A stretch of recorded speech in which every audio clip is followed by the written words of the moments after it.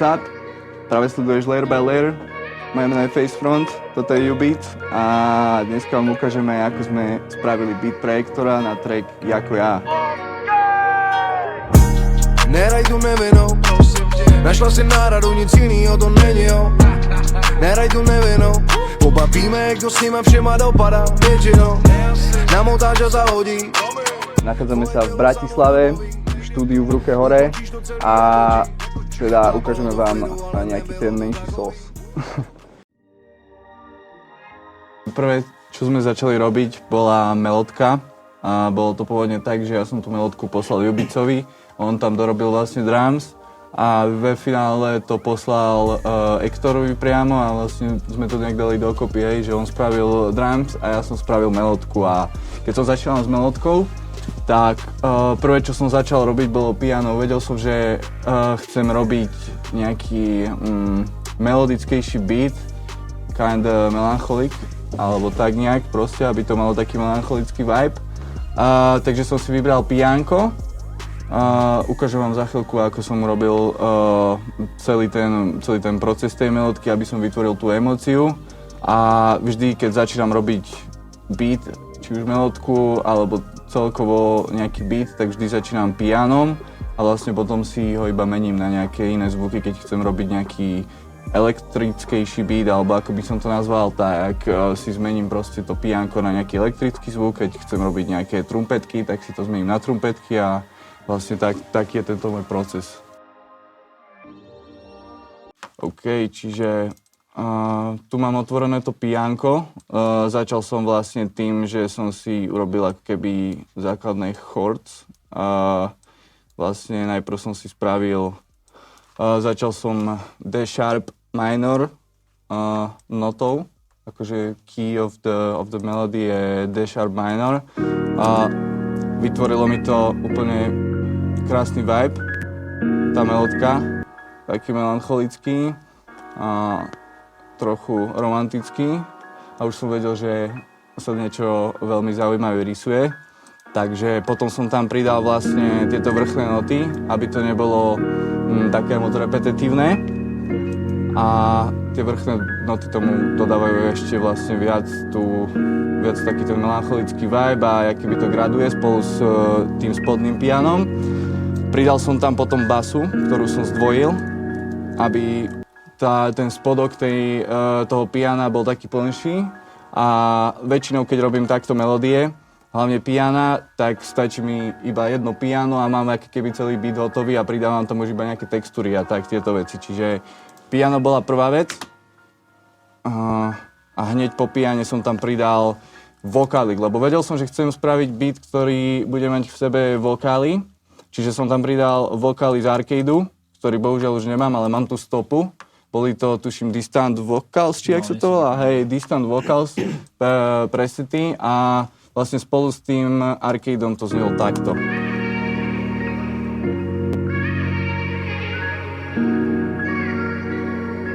Easy melódka, nič komplikované, je to len piano a arcade a znelo by to dobre už, keby to je iba takto vlastne. Ďalšie veci, čo som tam doplňal, boli fakt iba také detaily, ktoré akože to ucelili a vznikol z toho vlastne tento banger. Čiže takto piano, vokály a potom som tam pridal vlastne túto gitarku.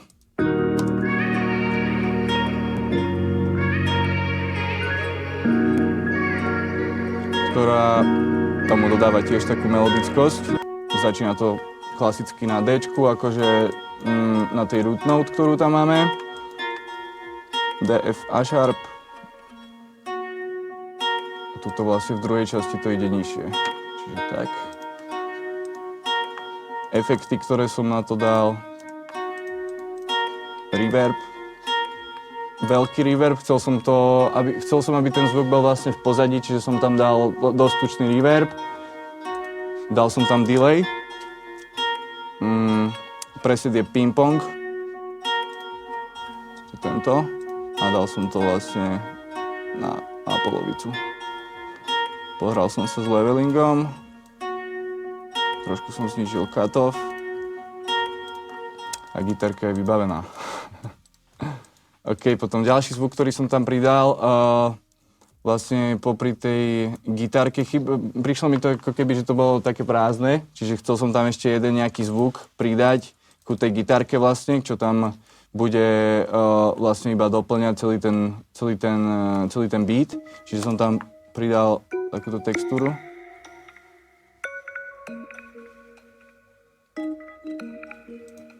Hej, a vlastne doplňa sa to spolu s tou gitarkou.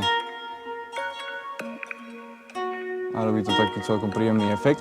Čiže tak a vlastne tento zvuk je z Omnisféru a je to textúra Krystal z Imarovej preset banky.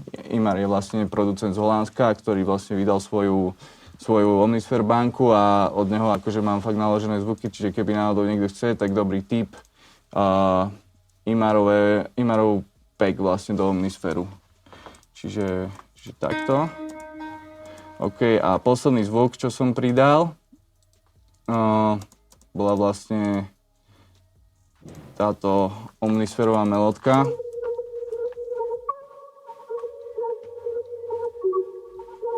Ktorú vlastne potom ešte Dan poupravoval, keď som mu poslal stopy. A nič ťažké.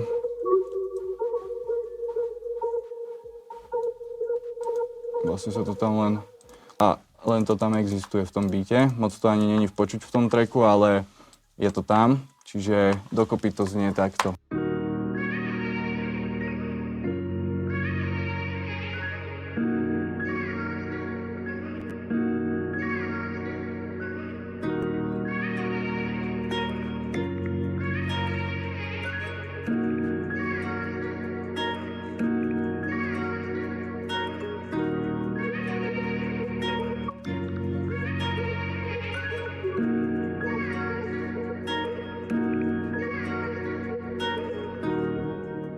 OK, a predtým, ako som išiel exportovať Danovi túto melódku, tak som ešte urobil taký dobrý trik, ktorý možno pomôže niekomu ďalšiemu. Vlastne, čo máme volume na každom tracku, tak vždy, keď dohrával ten zvuk, tak som to katol, aby to vlastne nedohrávalo ďalej v tom beate a aby sa nebili dokopy tie zvuky. Čiže som tam iba povypínal vlastne, keď končila nejaká melódka, napríklad tuto ten laps, keď končil, tak som to iba vypol. A aby to nedohrávalo potom ďalej, aby sa s tým Dan potom mohol hrať a aby si tam mohol katnúť nejakú svoju main part, ktorú tam chcel dať, ktorú tam nechcel dať, aby mohol byť flexibilný s tou melódkou, čiže tak. Tak, u tady tohoto beatu jsem začal jako první hi-hatkama. U tady těch hi-hatek jsem to udělal tentokrát trošku jinak. Většinou začínám, že two-step, prostě klasika. Akorát tadyhle jsem jim dal trošku jinější bounce, je to takový víc afro. Je to takový...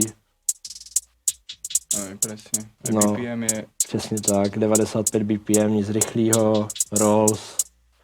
Potom nějaký rolls to občas taky udělá hrozně moc, nedělat rolls jenom, dejme tomu tady na té základní části, ale uděláte i tady prostě třeba pod ten beat. Udělá to zajímavý zvuky, je to prostě lepší. Není to také monotónne. Přesně tak. Potom klasika, potom klasický klep, Lugerovina. Yes. Prostě nic jakože extra, prostě klasický klep. Potom jsem tam přidal rim, který vlastně naběhne teďka. Takovej prostě pum, udělá takovou prostě hezký delay, no. Doplňuje ten klep a ty hi-hatky. Přesně tak. A do toho to potřebovalo pořádnej hezký rim, protože tím, že už to je takový spíš afro, na mě to tak i působí, to z toho tak jde z toho tracku, tak teď jsme tam potřebovali dát nějaký rim, který zní takhle. Je to prostě... Je taky hezký vibe, takový chill je to. Jasné. Fakt jako výhoda občas je, že většina producers dělají beaty, prostě plásnou od 120 po 160 BPM, ale občas je fakt dobrý si to dát na těch 90, 100, 110 a ty tracky chytnou najednou úplně i jiný nádech prostě, že třeba, jak když jsem začínal, tak jsem hrozně často dělával prostě od 120 pod 160 a tím jsem se limitoval, ale když se prostě přestane producer nebo beatmaker limitovat tady tím BPM a začne dělat 80, 90, 100, tak to jsou většinou ty nejlepší BPM, protože to není moc rychlý, ani moc pomalý, je to prostě tak akorát. Hej, a hlavne môžeš hociaký beat spraviť, či už Přesně. afro, či už boom bap, alebo trap, R&B. No, přesně. Ve finále, když máš drillový hi-hatky, jako je třeba, dejme tomu, u tady tohoto, tak kdybychom to dali na 140 BPM, tak už se to bude podobat spíš víc drillu, než afro. Tak. Dál jsem tam přidal tady ten open head, který prostě otevře ten beat. Hned na prvú. V podstatě na začátku, pak v polovině, tedy tam taky musí být vždycky udělá prostě krásnou atmosféru v každém beatu. Potom jsem tam začal dávat perkusie postupně, to je jedna z nich. A skoro nejde ani jakože slyšet, ale je to taky jenom zvuk, prostě to tam background. Přesně tak. Tak, potom tam dále byl další perkusie. To je zároveň s tím zvukem, co byl před chvilkou. Takový prostě, nevím ani background. co to, no background, no, je to nadílejovaný, zní to hezky. A potom ještě jedna perkusie, poslední.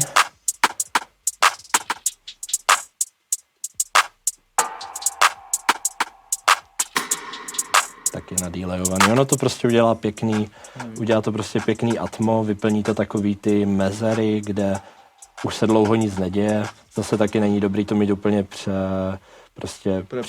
přesně přeplácaný. Je dobrý, to říká Hlion a říká to i hodně ostatních muzikantů, i ticho je nástroj. Presne tak. A občas je třeba tam ten prostor nechat, ale občas je to dobrý něčím zaplnit. No jasne. No a teďka samozřejmě to za mě nejdůležitější dvě věci, co tam teď přijdou, tak je tvrdý kopák, který je ale drillovej. Je to vlastně vytažený z banky, z drillové banky, takže ten kopák je jako fakt tvrdý. Vlastně já to nejradši i dělám, když dělám beaty jakýkoliv, tak se nelimituju na kicku, že musí být slabší, silnější. Prostě tam vždycky dám něco, co prostě kope a jedno, ať už je to afro, ať je to trap, přesně tak, ať už je to prostě cokoliv. Prostě Kick musí být heavy. Musí to kopat. Takže, a ten je vlastně taky, není to nic těžkýho. Je to vlastně přesně tak, je to hrozně jednoduchý kick, který tady teď pustím.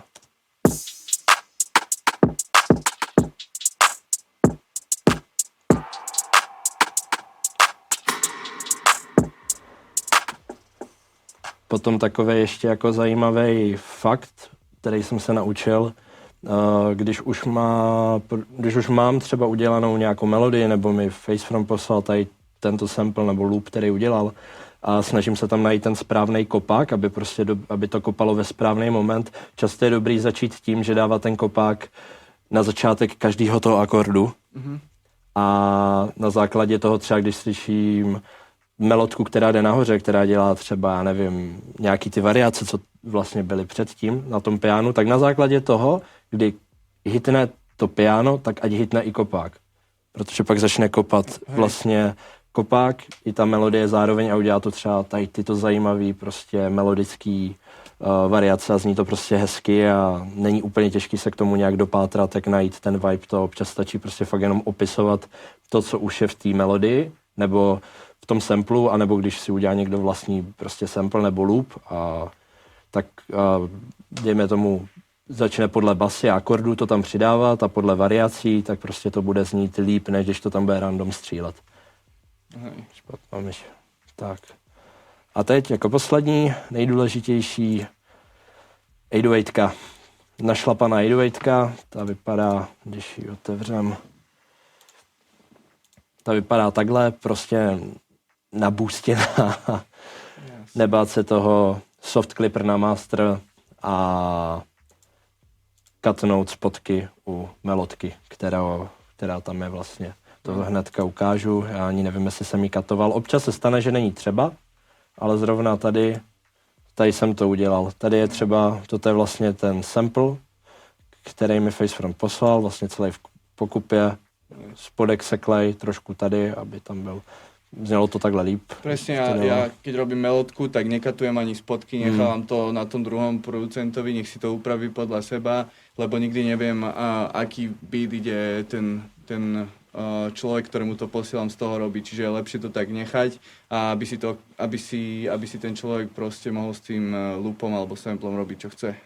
Tak. Přesně tak, a než právě tam se přidá ta 808, tak je důležité toto udělat, protože pak, když se to pustí zároveň, tak to nebude nějak rezonovat, dělat zvuky divný, ale bude to prostě znít hezky. Takže teďka, když tam pustím tu našlapanou 808,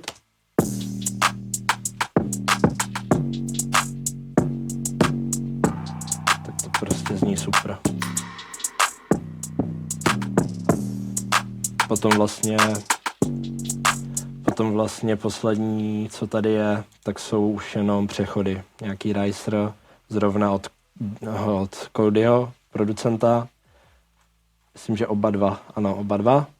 Jeden zní takhle. Opustím samotnej. A potom je tam vlastně ještě přechod u dropu a ten zní takhle.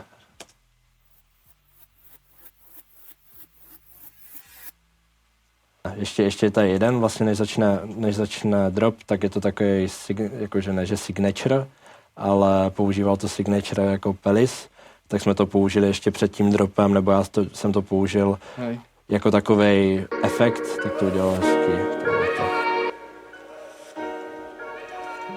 Já to možná pustím bez té melodky ještě jednou.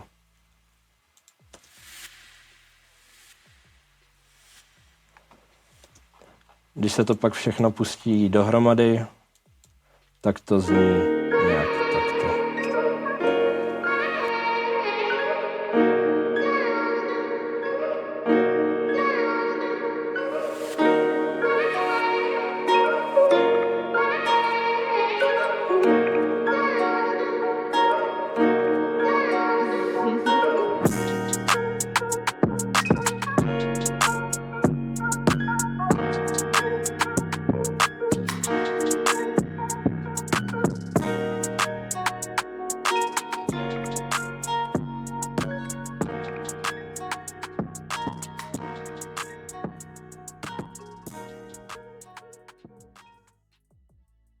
OK, takže k Hektorovi som sa ja dostal túto cez Dana, ale vlastne taká backstory za tým je, že keď som začal robiť beats a dostávať sa viac ako k tým ľuďom a akože k artist, takým väčším menám, tak prvý z nich bol asi Palermo, ktorému som posielal beaty a som mu do konca života vďačný za to, čo všetko pre mňa spravil, Free Palermo.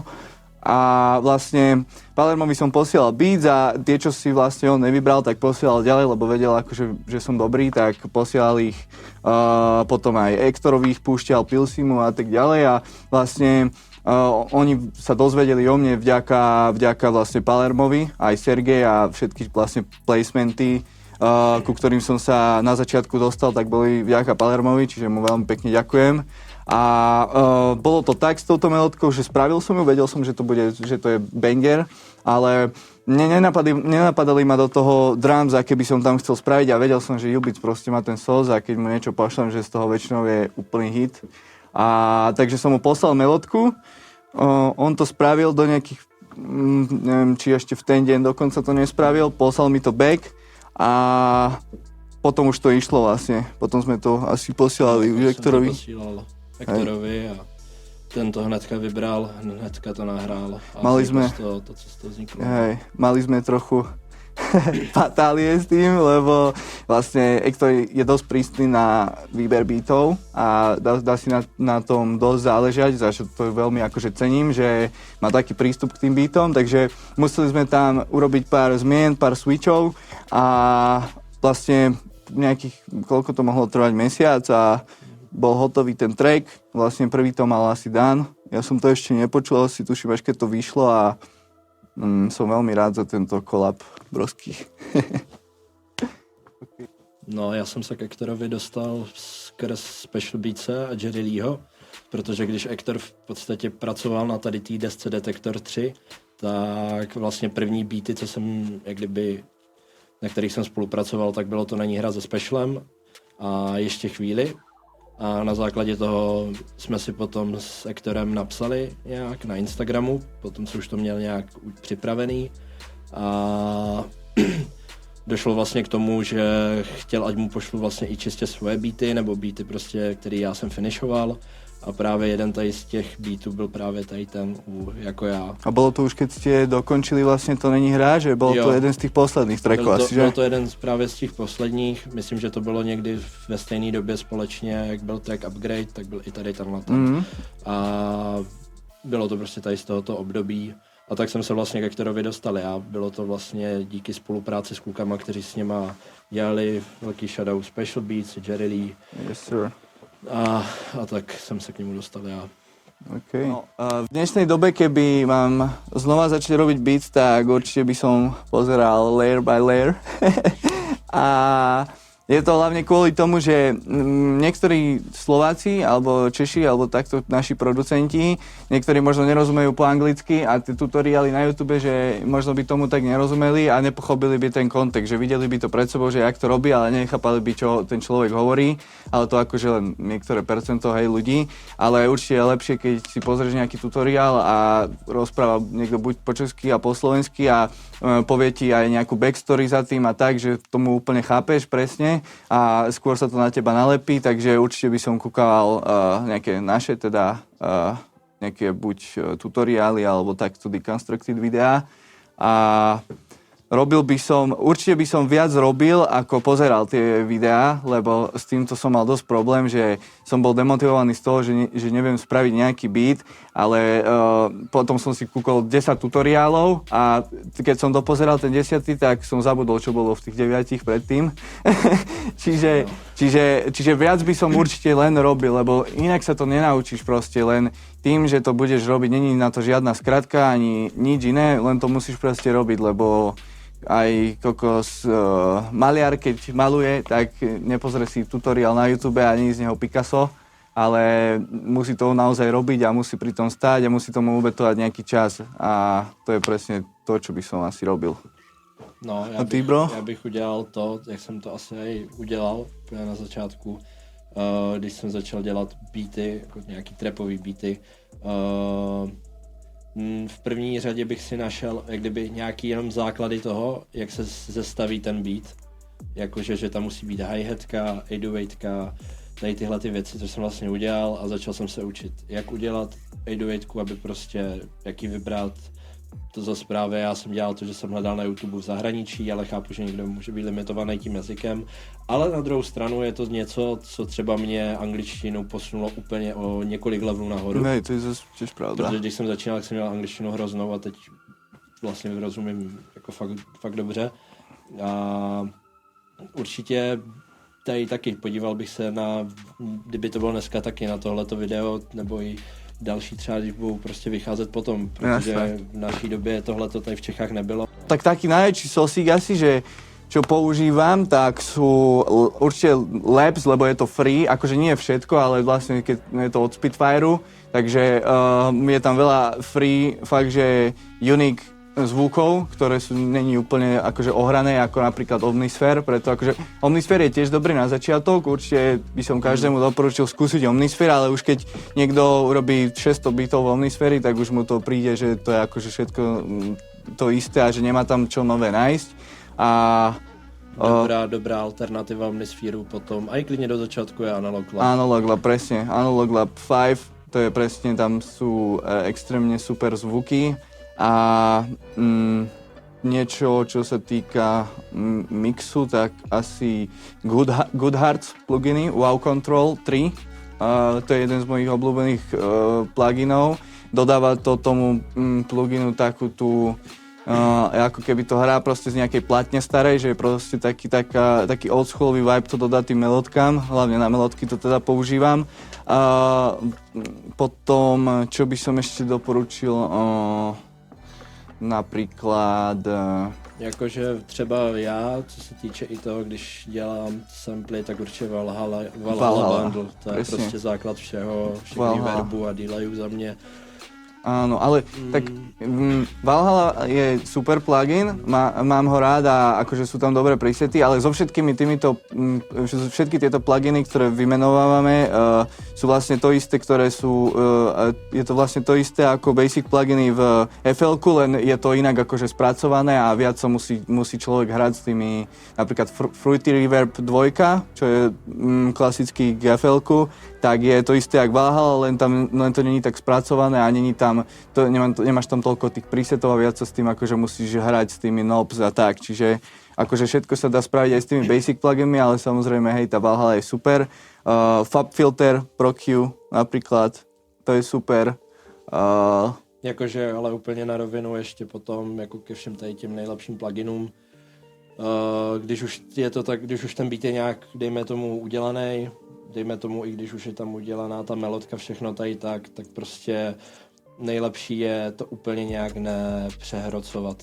Áno, třeba za mě, že občas se mě i hodně lidí ptá, že co na to dáváš, co používáš na mix, co používáš na master. Není to raketová veda. Jo, přesně tak, je tam prostě na master prostě vždycky soft clipper. Soft clipper, jasné, že to... A pak podle jako reálně ucha, prostě ucho nejlepší plugin za mě. Ucho je najlepší plugin, asi jako, tak. To je jako, a podle toho potom. Jako... Všetko to závisí, tie pluginy sú není až tak dôležitá je ten celok, ako jak to spravíš bez tých pluginov, jak to máš proste čisté, že keď máš dobrú melódku, niekedy tak nemusíš na to dávať ani žiadny plugin a znie to proste super dokopy, aké dobre nalajeruješ napríklad piano, ako som ukazoval, že aj spodky, vrchy, tak proste už je to o to simple. Len keď napríklad potrebuješ doplniť niečo alebo chceš sa s tým nejako pohrať ešte viac, tak na to slúžia tie pluginy, ale vlastne keď máš dobrý základ, tak nepotrebuješ v podstate nič iné.